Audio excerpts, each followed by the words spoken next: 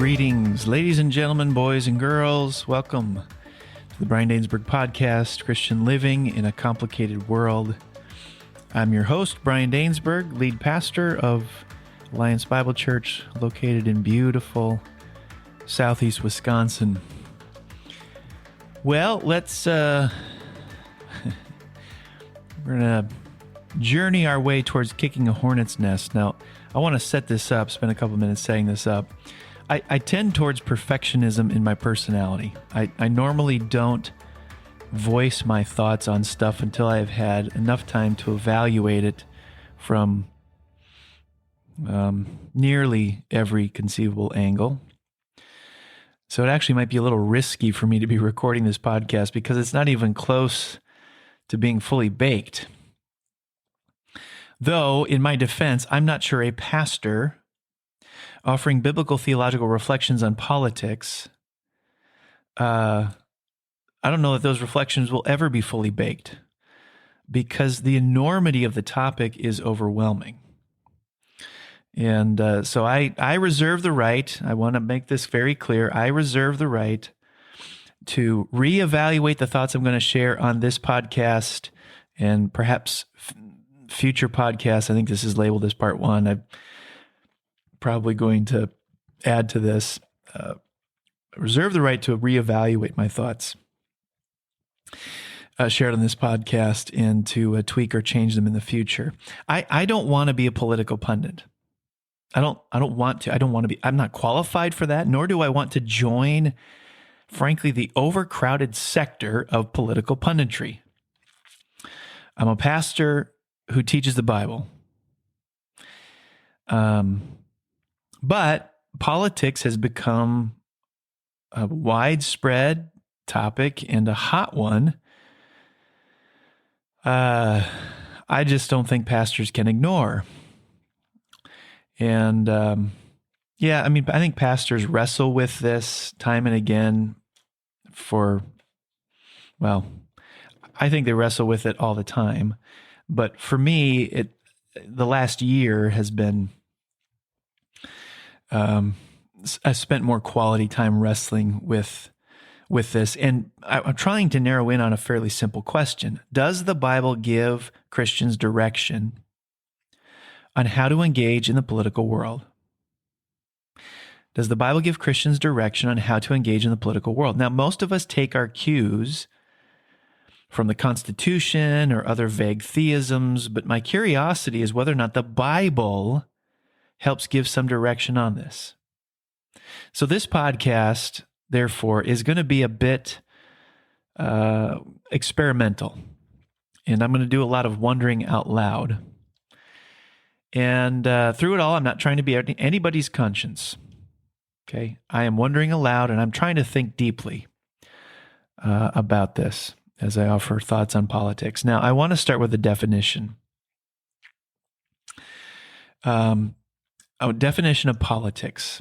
Definitions are so important when you're talking about things. You've got to constantly ask people, what do you mean by that? When I'm talking about politics, here's what I'm referring to. I'm taking this from Jonathan Leeman, his book called Political Church. Politics refers to, first, the institutional activity of governance. Second, over an entire population. Third, backed by the power of coercion, which in varying degrees will be regarded as legitimate. This is what I mean by politics. Politics refers to the institutional activity of governance over an entire population, backed by the power of coercion, which in varying degrees will be regarded as legitimate. So I needed to flesh out an example in my own head to make sure I've got clarity on that. Speed limit laws and enforcement. Okay, so politics is first of all an institutional activity of governance. All right, there is a group of people somewhere, frankly, I don't know how it works, that exercise the governing activity of establishing the 25 mile per hour speed limit on the road I live on. That is, there was an institutional activity of governance. That speed limit is incumbent on the entire population. It governs Hondas, Toyotas, male drivers, female drivers, senior citizens, teenagers. And the speed limit is backed by the power of coercion. That is, it is enforced through law enforcement officers who may dispense tickets and fines, however the rule book goes. They can dispense those things as coercion to bind the speed limit code on the entire population. Now, it's important to remember this definition of politics as I proceed through this. Politics refers to the institutional activity of governance over an entire population backed by the power of coercion, which in varying degrees will be regarded as legitimate. Now, what I want to do is offer three initial thoughts. These podcasts are going to have more than one installment. I'm not sure how many yet. I haven't written them all. I'm still thinking through this, but let me give three initial thoughts on Christians and politics. First, the line between religion and politics may not be as hard and fast as we think. The line between religion and politics may not be as hard and fast as we think. Take a piece of paper. If you're driving, just mentally do this. Draw two circles next to each other, but not touching. Some people see religion and politics like that. Two separate worlds that have nothing to do with one another. Darrell Hart summarizes this perspective saying, quote, Christianity is an apolitical faith, end quote. Now, it's true, Christianity can't be neatly filed under one political party. That's true. And yes, really, at the heart of it, Christianity works on the heart. But someone changed at the heart will behave in certain ways in the public space. At that point in time, has their faith become political? Certainly, though, some of those behaviors that their changed heart fuels will breach the political domain. So can religion and politics really be separated, with politics quarantined to one part of the person or one part of life, and religions quarantined to another? In the West, we've been trained to view religion and politics as occupying separate domains instead of as coterminous and mutually informing ones. Now, just to hint that there's a problem with drawing a hard and fast distinction between religion and politics where the two never interact with each other. What does one do if you're a Christian with abortion and gay marriage? What do you do with it? Take this farther. Is there such a thing as spiritual or religious neutrality? Now, if not, if there is no such thing as spiritual or religious neutrality, I think we'd have to say that every law or constitution establishes some religion or religions. More importantly, do the scriptures teach the concept of religious neutrality? Personally, I don't believe it does. That is, I think the Bible teaches all of humanity is inescapably religious. The Bible talks about the gods of the nations.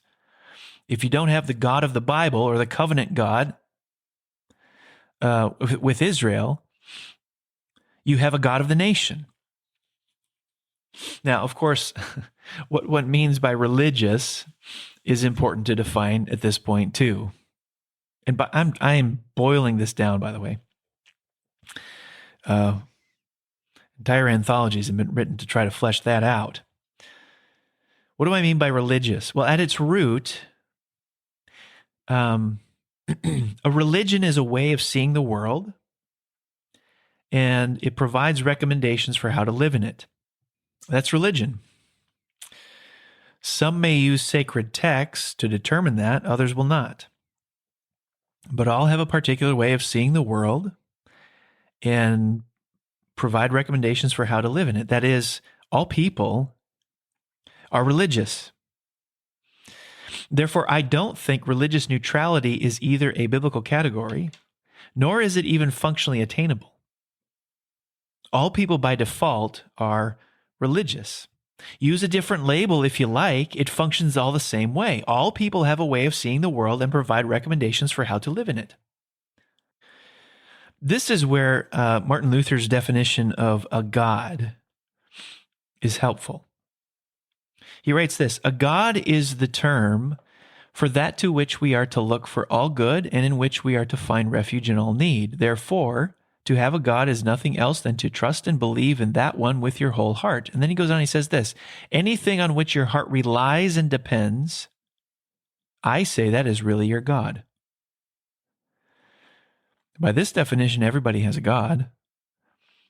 Everybody has a God, something that they worship, something that justifies them, something that claims the first fruits of their income, that commands their obedience. So, can we say religion and politics occupy completely different spaces? Now, any given political commitment might be driven by a person's double-minded commitment to several gods at once. And people of the same religion, listen carefully. People of the same religion might disagree on a multitude of political decisions, because the path from religious principle to policy application is complicated. But I would say that our spiritual commitments, whether godly or ungodly, are always the drivers. The public square, the political world, then, is nothing more or less than a battleground of gods, each vying to push the levers of power in its favor. Jonathan Leeman put it this way. He says, what a nation's constitution and laws represent is an amalgam of competing values and religious commitments, cobbled together over time by compromise and negotiation.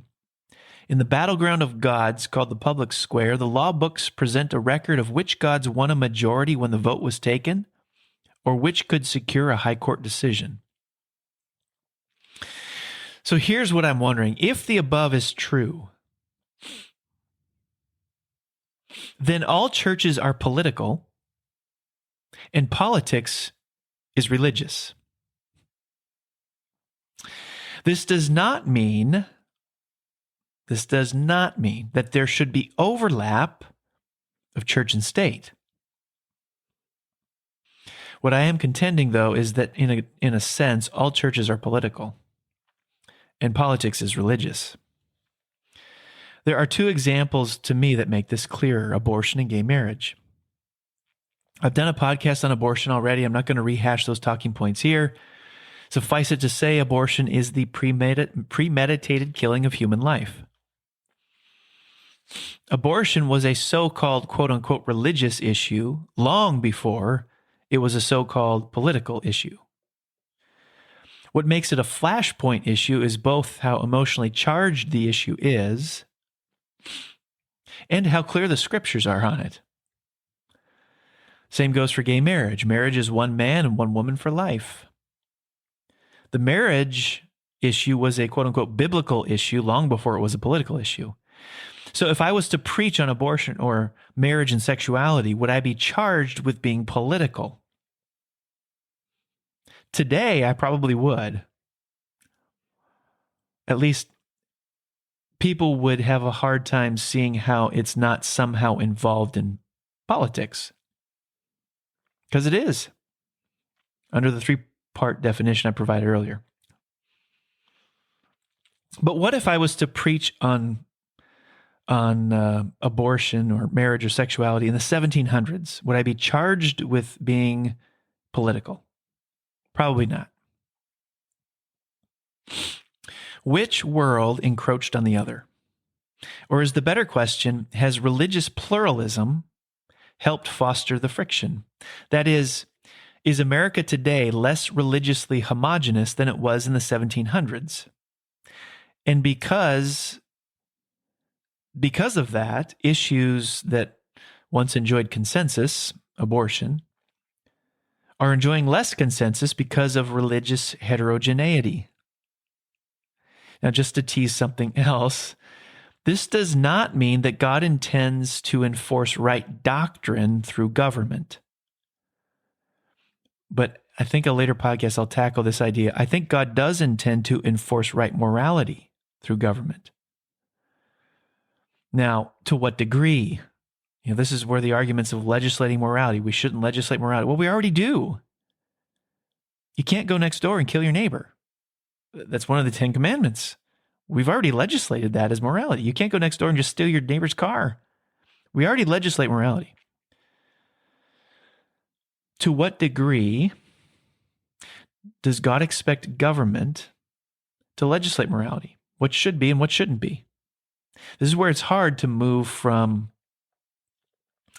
maybe theological principle to political policy. Let me kind of recap here. Atheists have gods. Okay, those gods shape their view of the world. Those views of the world likely move into the space of politics as I defined it above. That is because everyone is religious. Politics is a battleground of gods. So the line between religion and politics may not be as hard and fast as we'd like it to be, or as we have been trained to think. And so what I'm wondering, in my thinking through this, is if all churches then are really political, as I have defined politics, as Jonathan Leeman has defined politics. All churches are political and politics is religious. Now, the next question is, to what degree do Christians, quote unquote, wage war by bringing their view of God, who shapes how they see the world, and provides recommendations for how to live in it? To what degree do they bring that into the political world? And to what degree does the institutional church do the same? Or to restate it differently, it is pretty clear that all people are inescapably religious. We all have gods, whether that be the God of the Bible or Muhammad or money or sexual pleasure or social influence. We all have gods. Those gods shape how we view the world and thus how we view the institutional activity of governance over an entire population backed by the power of coercion. That's my first thought. Second, I'm wondering if this is a starting point for prioritizing religio-political views. Here's what I mean by this. Christians are inescapably political. By virtue of how we see the world, hopefully based on careful study of the Bible, we make appeals for how the institutional activity of governance over the population, backed by the power of coercion, is to function. Now, let me be careful about this. The Bible does not proscribe a particular form of government. It does not say a democratic republic is the only way to appropriately organize government, or a monarchy is the only way to organize government. It doesn't deal with how government is set up. It doesn't deal with forms of government. It does say something to governing leaders and how they are to conduct themselves. It says a lot about that, who they should be, what they should do. And I think it does say something about laws. So if you are able, you can write this down. Write these words down in order: justice, law, governing authorities. Here's what I mean by each of those three. By justice, I mean biblical justice. Now, granted, that is a massive landscape to survey. A good place to start, however, is the law of Moses. One of the things the law of Moses accomplishes is reveal to us the nature of God's character. The law he handed to Israel wasn't random and arbitrary. It was an outworking of his essence and being. And we know God is perfectly just. So if we want to know what justice is, start there. Start with the law of Moses, which, by the way, is the only flawless codified system of law ever possessed by humanity. This is what I mean by justice. It's justice according to the Bible.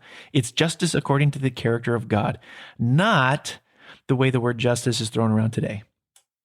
It's justice according to the Bible. It's justice according to the character of God. The second concept is law. This is where I think Martin Luther King Jr. was spot on. In his letter from Birmingham jail, he wrote, a just law is one that squares with the moral law of God. King was processing what human laws are just and what human laws are unjust. His argument, and I think he's right, is that a just human law is one that squares with the moral law of God. He's thinking of laws in terms of biblical justice. He's starting with the moral law of God, with biblical justice, which is the standard of justice, and asking, does this human law codified in my country or community square with the moral law of God? The third concept is governing authorities. Governing authorities are the people you voted for, the people in charge, the people who possess the power of coercion.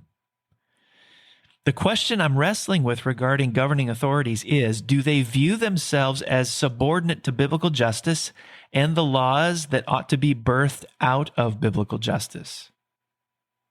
In other words, do they view there to be a hierarchy like the one I listed?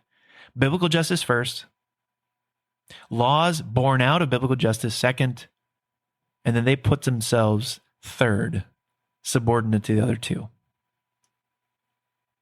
The order is important to me. One of the questions I ask myself in considering political candidates is, to what degree has biblical justice shaped their view of laws they will seek to enact or enforce? I do advocate supporting candidates who support and or enforce laws that square with the moral law of God. Now, I want to go off on a tangent here. Not all laws carry equal moral weight. Some laws are more important to me than others. As a corollary to that, the statement, all sins are the same. Sometimes you'll hear people say that. All sins are the same. A sin is a sin is a sin, as if there's no differentiation. It might sound right initially, but upon further review, it's not exactly that simple. Are all sins the same? Well, yes and no. I mean, consider these two verses. James 2, for whoever keeps the whole law and yet stumbles at just one point is guilty of breaking all of it. Or Galatians 3, for all who rely on the works of the law are under a curse, as it is written, curses everyone who does not continue to do everything written in the book of the law. Taken together, these verses say just one sin, no matter how small, makes us guilty before God and deserving of his justice. So coveting your neighbor's boat and killing your neighbor are the same. Both sins make us guilty before God. But that's not all Scripture says about it. In the law of Moses, if someone was found guilty of premeditated murder, they were to be put to death. That's born out of the Noahic covenant, which is, in my view, still in place. And we'll come back to that another episode. If someone was found guilty of stealing, they were to pay back what they owed. My question is this: if all sins are the same, why is there a difference in the severity of the consequences? There's a difference in the severity of the consequences because there is a sense in which not all sins are the same. Jesus understood sins to have categories. Speaking to Pontius Pilate, he said, "You would have no power over me if it were not given to you from above. Therefore, the one who handed me over to you is guilty of a greater sin." Jesus himself is saying Judas is guilty of a greater sin than Pontius Pilate. So there's a sense in which all sins are not the same. So on one level, coveting your neighbor's boat and killing him are the same. They both make us guilty before God and deserving of his justice. But on another level, they are not the same because some sins more than others disrupt our relationship with other people and God to a greater degree. This is why I would say that not all laws carry equal moral weight. Some laws are more important to me than others. Which ones? Well, what if the most important laws are the ones the Bible levies the stiffest penalties against? The law God gave to Moses and the people of Israel contained capital offenses. Murder, rape, and human trafficking were sins that received some of the harshest penalties under the law of Moses. If those are a reflection of true justice, biblical justice, to what degree do our political leaders advocate for laws that police and appropriately enforce those offenses? Now, let me pause here. The thoughtful Christian is thinking, yes, but the law of Moses has been replaced by the new covenant. Well, yes and no. Some aspects to it have been, but others have not. I think the Ten Commandments are still in effect. The moral law of God, as Martin Luther King Jr. referred to it. The Sabbath, maybe perhaps in a slightly modified way. The thoughtful Christian will come back again and say, yes, but wasn't the law of Moses designed to police God's covenant community? And today, that covenant community is the church, not secular government or any geopolitical nation. My response is yes. But to what extent did God have moral expectations of secular governments and nations in the Bible? Think Sodom and Gomorrah. Perhaps I'll explicate that more later. And if the laws contained in Scripture represent true justice, shouldn't we advocate for that wherever we go and look for political candidates who will pursue biblical justice in their policy making and enforcing? Once again, the line between religious and political is not as hard and fast as we may like to think. Let me offer one more thought briefly. We need to remember in all this, because I'm going to keep pushing into this a little bit. We need to remember, though, in all of this, the limits of just laws. Just laws that square with the moral law of God are good. They're an expression of true justice anchored, tethered to the character of God. But there are limits to just laws. Thinking God's thoughts after him and imaging Christ to the world will never be achieved through the establishment and enforcement of just laws. The Bible's storyline couldn't be clearer on that. What the law of Moses was unable to do, Jesus does through his work and spirit. This is why politics is secondary to the mission of the church. This is why I'd rather see my neighbor converted to Christ than to my political point of view. There will be Republicans and Democrats in hell. Everybody is inescapably religious. Thus, politics is religious. Christians ought to work through sanctioned channels to shape the moral landscape of their nation, advocating for biblical justice, doing the work of prioritizing their values according to the perceived priority of Scripture. Yes, do that work. But we must remember that true moral reformation happens when people are united to Christ by faith and are changed from the inside out. Personal conversion is a more powerful society-shaping event than passing legislation. That's not to say we don't seek to pass legislation that squares with the moral law of God, as MLK advocated. But the deeper transformation occurs in the hearts of people who get converted to Christ. Yes, we advocate for just laws, laws that square with the moral law of God, but we have to remember the limits of just laws. Remember the limits of just laws. Okay, that's enough rambling for now. It'll be interesting to see how these reflections weather the test of time. Will I agree with myself 5 years from now? I don't know. Time will tell. Thanks for tuning in, and we'll see you next time.